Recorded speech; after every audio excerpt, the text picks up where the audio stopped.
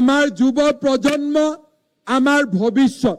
মই জেন জি, জেন আলফা এই কনচেপ্টবিলাকক মই বিশ্বাস নকৰো।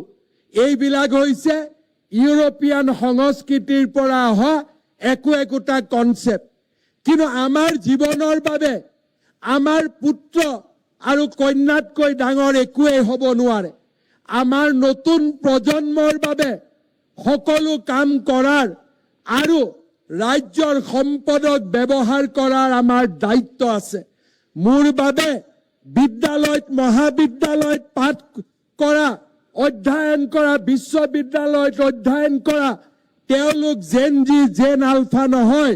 মোৰ বাবে তেওঁলোক মোৰ পুত্ৰ, মোৰ বাবে তেওঁলোক মোৰ কন্যা। আৰু সেয়েহে ৰাজ্যৰ যুৱ সমাজক শৃংখলিতভাৱে বিকাশৰ পথলৈ আগবঢ়াই লৈ যোৱাৰ বাবে আজি আমি এটা ৰাজ্য চৰকাৰত ইউথ ডেভেলপমেণ্ট এণ্ড এম্পাৱাৰমেণ্ট নামে এটা নতুন বিভাগ, যুৱ সবলীকৰণ আৰু উন্নয়ন নামে এটা নতুন বিভাগ নিৰ্মাণ কৰাৰ সিদ্ধান্ত মই তিৰংগ পতাকাৰ তলত থিয় হৈ ঘোষণা কৰিছো।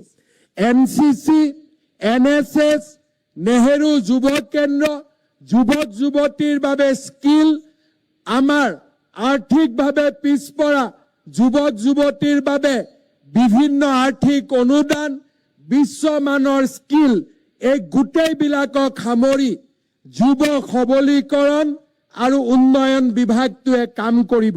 মই ৰাজ্যৰ যুৱ প্ৰজন্মক পুনৰ এবাৰ দেশপ্ৰেমৰ শক্তিৰে আলোড়িত হৈ পশ্চিমীয়া সভ্যতাৰে নহয়, ভাৰতৰ সভ্যতাৰে অনুপ্ৰেৰণা লৈ ৰাজ্যখনৰ উন্নয়ন আৰু দেশৰ উন্নয়নৰ বাবে নিজক আকৌ এবাৰ উৎসৰ্গা কৰিবলৈ আহ্বান জনাইছো।